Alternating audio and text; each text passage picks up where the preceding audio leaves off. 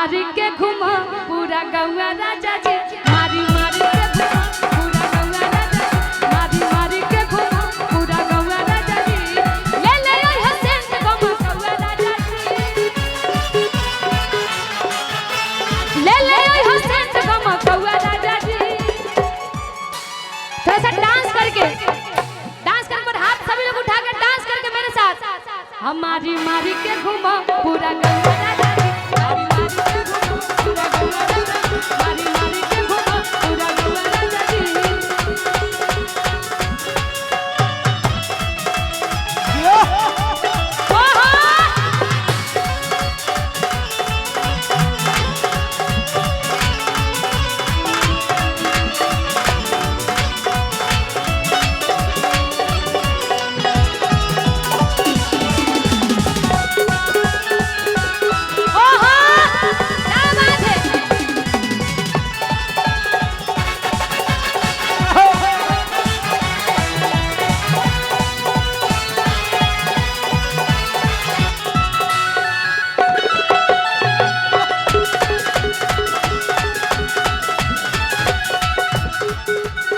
और ज्यादा फरमाइश एनी से रहेला नू हां और का तरीके राजा जी ऐसे हमरा के सेंट लाइव के हमर ननद में देख के जरे और का तरीका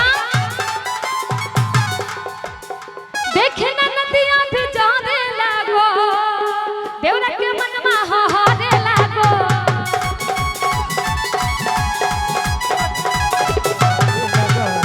देखे ना नदिया भी जाने लागो देवरा के मन में हारे लागो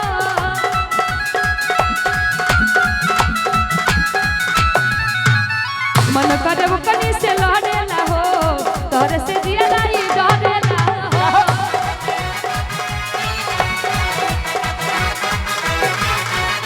मन करे वो कनी से लड़े ला हो तोरे से दिया लाई डरे ला हो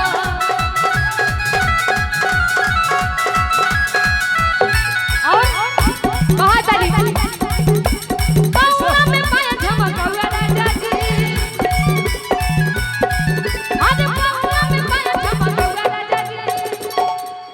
मारी मारी के घुमा पूरा गौवा राजा जी,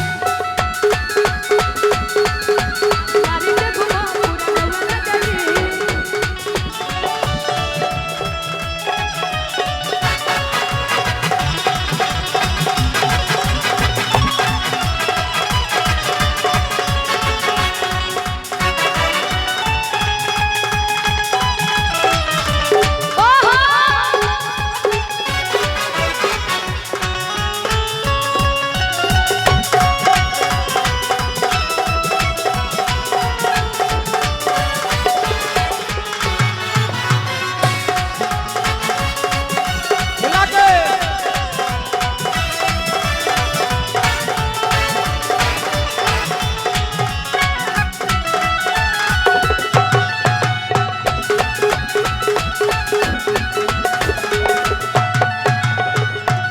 लेकिन इसी में कहना चाहूंगी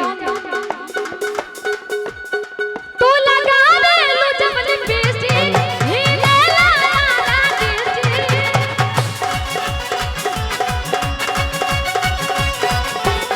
तू लगा दे लो जब लिपस्टिक ही ले ला झीला टॉप लागे हो झीला टॉप लागे और सभी लोग डांस करके मेरे साथ गाएंगे क्या कमरिया कमरिया कमरिया कहने ला पालो लॉलीपॉप कमरिया कहने ला पालो लॉलीपॉप लू तू लगा दे लो जब लिपस्टिक ही ले ला यारा लिपस्टिक ही लगा पुला के लू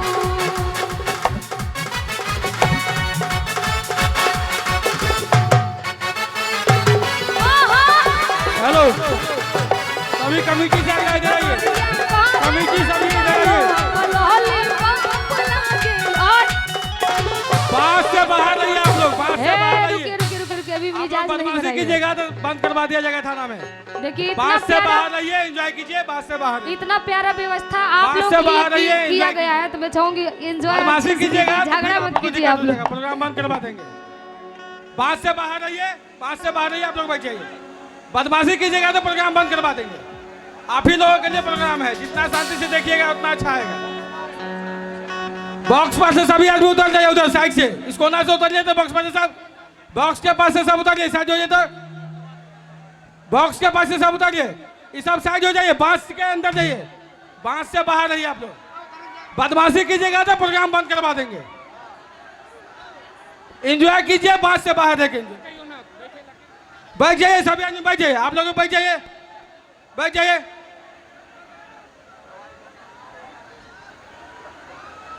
बांस से बाहर रहिए आप लोग, नहीं तो बंद कर। बस थोड़ा सा बैठ जाइए, बांस से सहयोग बाहर कीजिए रहिए। कमेटी का। आप लोग चालू करिए, चालू करिए। आप लोग शांति से बैठ जाइएगा तो बीच में 1-2 रिकॉर्डिंग बांस भी से हम लोग बाहर करवा है, देंगे। बांस से बाहर है सब आदमी। आप लोग बांस को खेलिए नहीं, बांस को नहीं खेलिए, नहीं तो प्रोग्राम बंद करवा देंगे। आप ही लोगों के लिए प्रोग्राम है, एंजॉय कीजिए, बांस से बाहर एंजॉय कीजिए, शांति व्यवस्था के साथ।